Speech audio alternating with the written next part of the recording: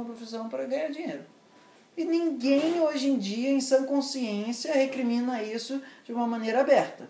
Porque senão vai vir 1 milhão de justificativa bem elaborada por que você não pode fazer essa heresia, certo? A maior das heresias hoje é você rasgar um papel de dinheiro ou, em um certo sentido, queimar bits, né, da tua...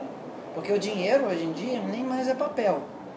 E hoje em dia ele é pura e simplesmente eletrônico. Isso facilitou mais, porque imprimir papel também é caro, tem que ver se não vai falsificar, não sei o que e tal. Então hoje em dia o dinheiro ele é absolutamente virtual. E ele é fictício no sentido de que ele é uma invenção humana. Não existe na natureza dinheiro, mas existe na natureza ouro, existe na natureza sal, existe na natureza jade, existe na natureza um monte de coisa, certo? Então nesse sentido o dinheiro é fictício. Ok? Uhum. E hoje em dia ele é fictício e virtual, prioritariamente. Né? É claro que a gente pega aquele papel de R$2 para pagar, não sei o que e tal, mas aquilo dali é resto de orçamento diante da quantidade de giro de dinheiro que existe nos movimentos de bolsa, etc. e tal. Tá? Então, o mais importante é que o primórdio da economia política, tal qual ela é ensinada nas faculdades do mundo ocidental, extra-germânico, ele é uma economia política onde, basicamente, existe uma questão fundamental. Como o Estado se financia e mantém a ordem interna. Por isso que ela é economia política. Certo? Então você tem que ver, se uma coisa custou 20 e deu 80, por exemplo, a economia do Ricardo, que é o Davi Ricardo, que é um dos nomes mais...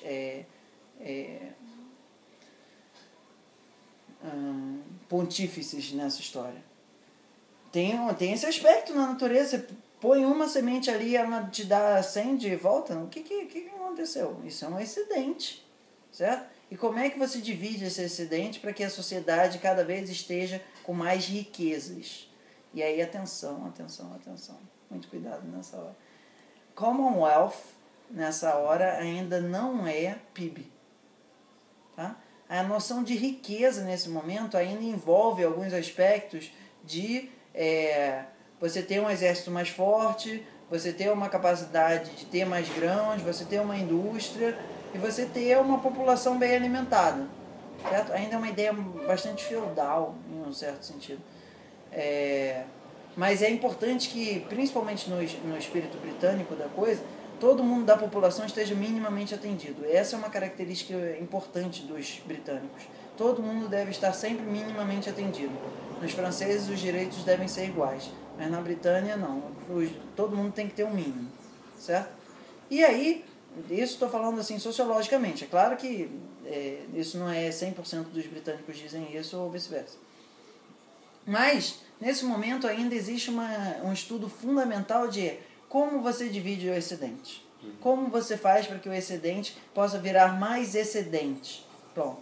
Chamou aí o que a nossa economia política chama de capitalismo. Mas essa é uma visão muito chinfrinha de capitalismo. Capitalismo mesmo é o italiano. É o veneziano, é o da galera da Rota do Ouro, da Prata, etc. e tal, que olha o dinheiro da seguinte forma. Eu tenho uma letra escrita pelo Estado dizendo: você pode negociar couros com essa rota comercial. Esse monopólio é seu. Esse privilégio é seu. Chega o mercador, olha para aquilo e fala: isso para mim vale 100, mas para aquele cara vale 300. Porque ele vê maior capacidade de ganho pelos instrumentos que ele tem do 300. Mas ele não vai querer pagar 300. Mas se ele não pagar 280, eu ganho 180 a mais do que eu tenho de dinheiro disso daqui. Eu vou pegar esse papel e vou vender para ele por 280, porque é o valor que ele quer pagar. Mas para mim ele vale 100, então eu estou com lucro.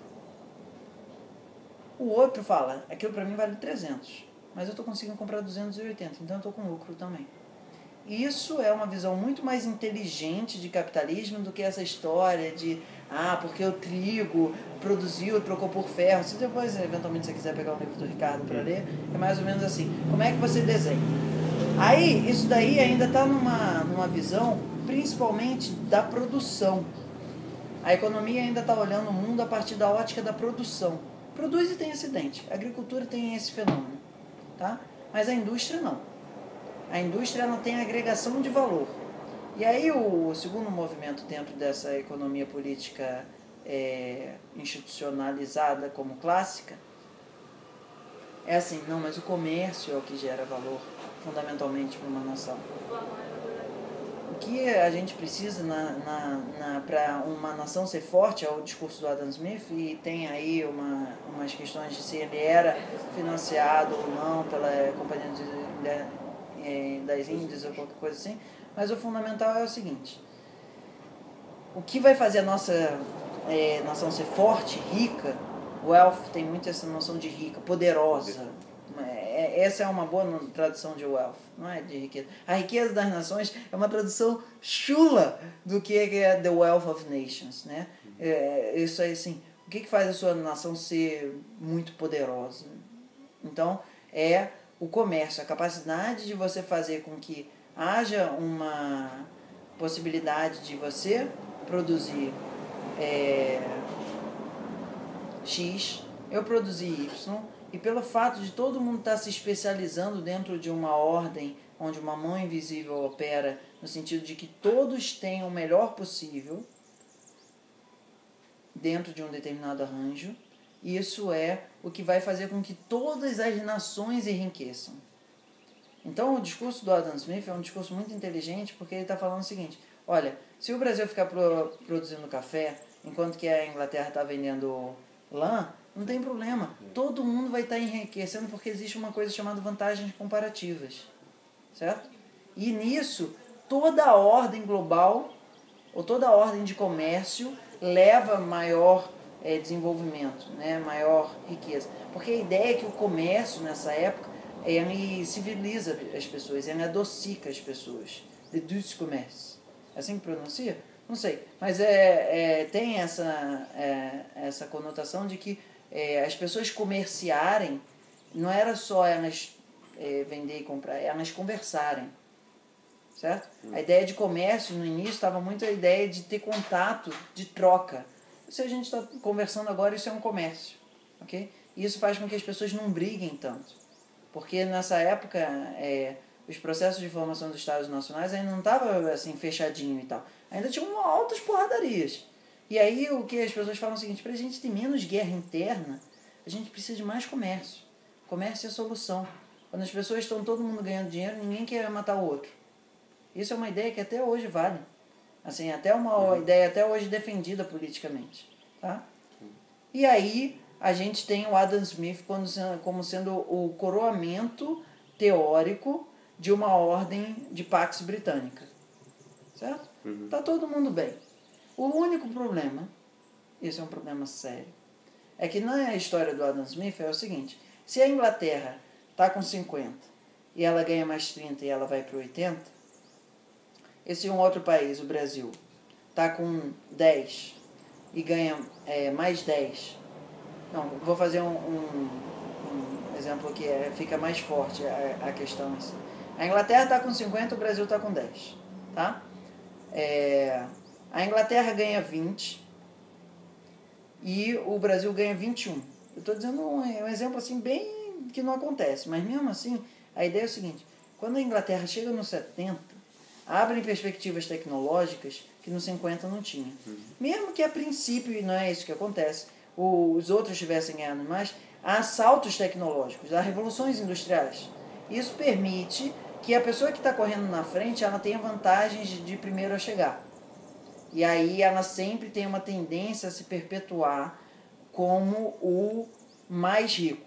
A pergunta fundamental que nos coloca dentro do Adam Smith é o seguinte: olha só, se todo mundo enriquecer, mas o abismo social aumentar, isso é bom? Para o Adam Smith e tem que ser assim. Porque o objetivo é você somar quanto todo mundo ganhou e que esse seja o maior somatório possível. Certo? Isso é a ideia de uma riqueza de uma nação. Não está importando a questão da distribuição interna. Então, nesse programa liberal, você tem uma grande questão que é: A Alemanha pode não concordar. Pode vir um Bismarck e falar, cara, a gente vai bater de frente com vocês.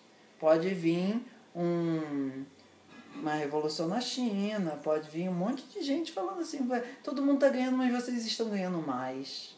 E cada vez vocês estão ganhando mais. Isso é um problema. Ok?